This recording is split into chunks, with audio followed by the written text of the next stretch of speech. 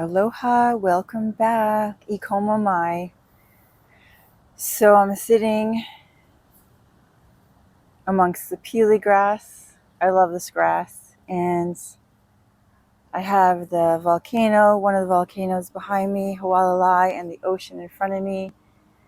The whales jumping. It's a beautiful day, magical day here in Hawaii. I just taught a yoga class and I'm going to teach another one. My heart is a little heavy today, and I was up since 3:45 because I'm finding a new home for my kitten today. Well, she's 2 now. Her name is Cutie, and it makes me sad because it reminds me of just my own coming into the world and how my mother gave me up for adoption, and how I always carried that around with me of that feeling of not being wanted. And I never want anyone or anything or any living being to have that feeling like that I don't love them. And I figured this out when I had to give away a puppy when I was going through that a divorce and a really dark time in my life. And it's in my first book, the epiphany I had.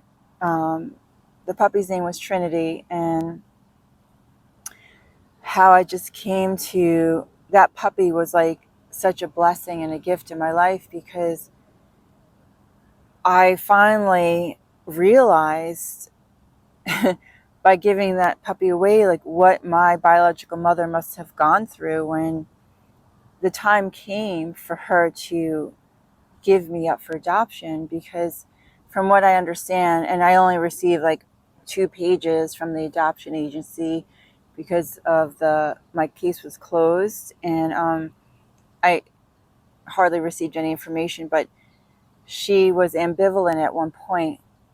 So I could only imagine, like, as a mother is carrying around this baby in your womb for 9 months, and then the whole birthing process, what you go through, and then having to give that child up, like how hard it is on her. And I never had that perspective. I always thought about myself. It was like, poor me, I was abandoned. She didn't love me.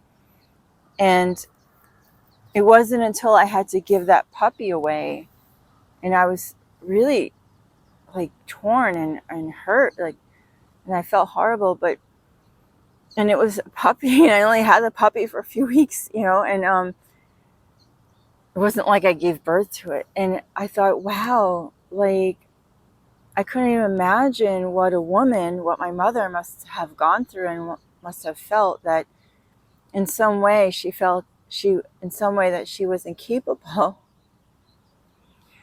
that she felt incapable of taking care of me, and that she knew that it was in my best welfare to give me up and have someone else take care of me. I couldn't, like, I always just, it was a selfish perspective. Like, I always just thought of me, like, poor me, how could she do that to me? She gave me up for adoption. But never once did I think about what she went through. And that was a huge aha moment. And I remember that moment. I was in Long Island. I was running on the beach, and I just dropped to my knees and started sobbing. And I just thought, God, like, and all that pain just like went away. Like, the suffering of like the abandonment, I felt so much compassion for my mother. And I don't know if this message is going to help anyone who's listening out there that maybe has been adopted or has gone through a similar thing. We tend to, I heard once in one of my Buddhist classes that all suffering, like depression, all comes from self-cherishing. And the word self-cherishing could be used in a good way or a bad way, but not in a bad way, but they're using it in a way, like, meaning that when you're all just thinking about yourself and your thoughts. It's your thoughts. If you watch your thoughts and it's all like, oh, poor me, poor me, poor me, that's when the pain and the suffering comes. And I kind of like agree in this instance, because I was my whole life, oh, she gave me up, she gave me up, she gave me up. She didn't love me, she didn't love me, she didn't love me. And never once did I think of what that poor lady must have gone through. And yeah, so anyway, so my heart is a little heavy today, and I hope that my cat, Cutie, she knows that it's not that I don't love her. It's just that my life is changing and I'm not going to be around as much. And I can't give her, I don't think I can give her the home that she deserves and the attention. And this other woman really wants her, and she has a big farm and she can run around and explore, and she has more friends over there. And yeah, so I'm hoping that it all works out. And so I just wanted to share that with you, this little message today. And,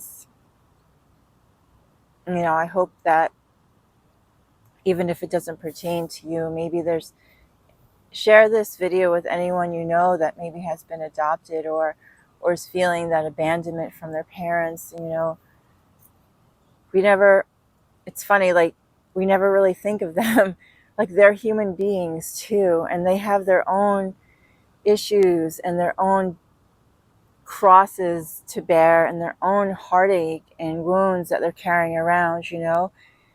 And sometimes we forget that they're only human as well, and they're doing the best that they can.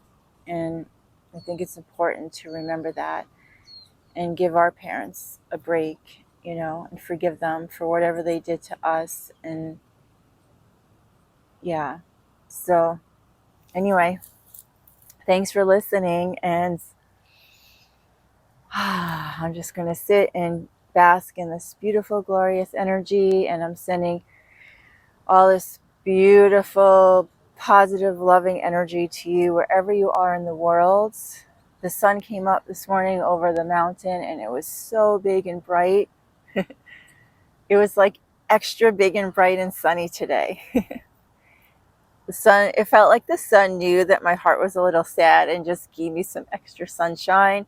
So I want to transmit that to you. So if you're going through any challenging times in your life, I want to send you a little extra sunshine your way. So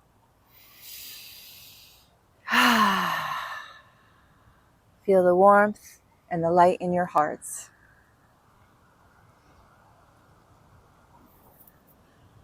Aloha.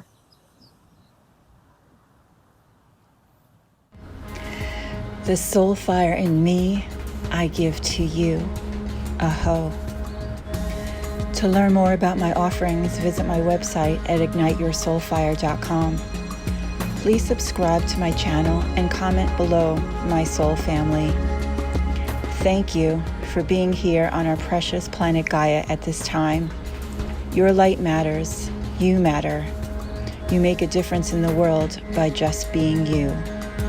Ahuiho. Until our hearts meet again. You are loved.